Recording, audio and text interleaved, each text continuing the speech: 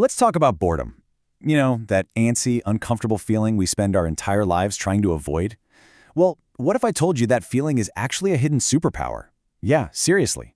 We spend so much time and energy running from it, but it turns out we might be fleeing the very thing that can make us more creative, more focused, and honestly more brilliant. So, let's dive into that. I mean, that's what we've all been led to believe, right? An empty moment feels like a wasted moment. The second we have a spare minute, what do? We reach for our phones, we fill the silence with a podcast, a video, anything. But what if that entire assumption is just completely wrong? Get ready for this number, 47 seconds. That's it. According to researchers, that is the average amount of time we can focus on a single screen before our attention just shatters and moves on to something else. We're living in a world that is designed from the ground up to mine our focus, leaving zero room for our minds to just wander. So what is actually going on up there when we're doing nothing? It might feel like your brain is switched off, but it's actually anything but idle. This is when some of the most important work really gets done. Okay, so let me introduce you to the hero of our story, the Default Mode Network, or DMN. You can think of it as your brain's creative engine. The moment you stop focusing on a task, the moment you get bored, the DMN fires up. This is the part of your brain that connects seemingly random ideas, plans for the future, and even helps shape who you are. See, our brains have these different modes. When you're totally zoned in on something, like firing off an email, that's your task-positive network. It's all about solving problems, right now, right here. But when you let your mind drift, a completely different system takes over, the Default Mode Network. Its job is to incubate ideas. They're two totally different but equally vital ways of thinking. One handles the present, but the other one, it builds the future. And look, this isn't just some abstract brain science. History is absolutely packed with genius ideas that weren't born in a flurry of activity, but in moments of just profound, inescapable boredom. Think about it. In 1665, Isaac Newton was basically in quarantine, hiding out from the plague. It was in that quiet solitude that he supposedly saw an apple fall and came up with the theory of gravity. Einstein? He cooked up his world-changing theories while daydreaming at a mind-numbingly dull patent office job. And J.K. Rowling? The entire universe of Harry Potter just flooded into her brain while she was stuck on a delayed train with nothing to do. These weren't flukes. They were the direct result of a brain that was finally given a little space. And who said it best? Einstein himself.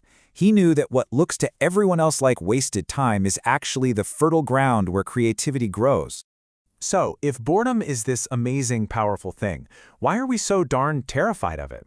Well, because we have a pretty powerful enemy, a digital world that is meticulously designed to steal every last second of our quiet time. This is the fundamental conflict right here. Your brain needs that downtime for the Default Mode Network to do its thing. But the entire business model of so many apps and platforms is to make sure you never, ever have a single empty moment. They're playing for opposite teams. And the cost is just staggering. Our average attention span on a screen has plummeted to just 47 seconds. But that's not even the most shocking part. Look at that second number. After just one little distraction, it takes our brains over 23 minutes to get back to a state of deep focus. You do the math. With notifications popping up all day, we are almost never operating at our peak mental capacity. It sounds like a joke, right? A totally ridiculous question. But back in 2014, some researchers actually decided to find out just how badly we want to escape our own minds. And the results were, well, literally shocking. People were left in a room for just 15 minutes with nothing to do but think.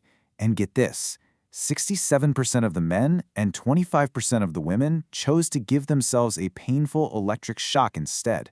We've become so uncomfortable with quiet thinking that we would actually prefer physical pain. That's wild. Okay, so that's the problem, and it's a big one. But here is the good news. We can absolutely fight back. We can reclaim our boredom. We can retrain our brains and turn this whole thing around. So how do we do it? A really cool way to look at this is with something called the attention equation. Your attentional capital, that's the real value of your mental work, is your time multiplied by your focus and your intention. Now, we can't make more time, but we can absolutely boost our focus and intention. And embracing boredom, that's the secret key to cranking those dials way up. So where do you even begin? Here are a few simple challenges you can try. Go a whole day without taking any photos. Force your brain to actually remember the experience. Delete that one app you always open without thinking. Schedule a focation, an hour or two where you are completely unreachable. And if you're feeling brave, try the classic. Watch a pot boil but hold a specific problem in your head while you do it.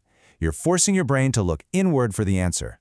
You know, when you start to do these things, something really amazing happens. Boredom stops feeling like a punishment and starts feeling like a tool. It becomes your secret weapon, your competitive advantage. And if there's one thing to take away from all this, it's this. In a world where everyone's attention is being sliced up and sold off, your ability to disconnect, to just be still, to let your mind wander, that's not a weakness. It's the ultimate act of rebellion. It's a sign of true intelligence. This quote just says it all, doesn't it?